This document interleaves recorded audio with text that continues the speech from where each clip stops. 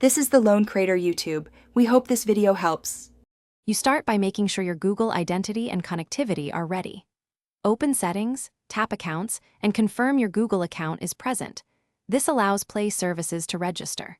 Once done, enable Wi-Fi or mobile data so the device can reach Google servers, and verify date and time are correct.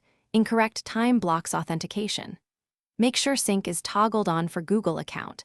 This forces apps like Play Store to reappear when services resync. Now you troubleshoot the middle steps to restore the Play Store. Go to Settings Apps and choose Show Disabled Apps.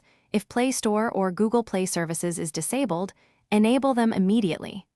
Next, check System Updates to install any pending Google Services patches, because missing updates break app visibility. After that, go into each app storage and clear cache and data for Google Play Services and Google Play Store. This forces a fresh registration and can make the icon reappear on the launcher. Finish by re-establishing account links and resetting preferences. If the Play Store still does not appear, remove your Google account and add it back.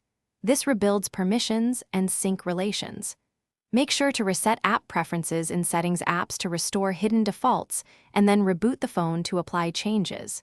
If problems persist, boot into safe mode to rule out third-party launchers, and only consider a factory reset as the final troubleshooting step.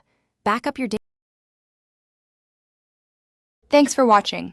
Consider subscribing if we helped you.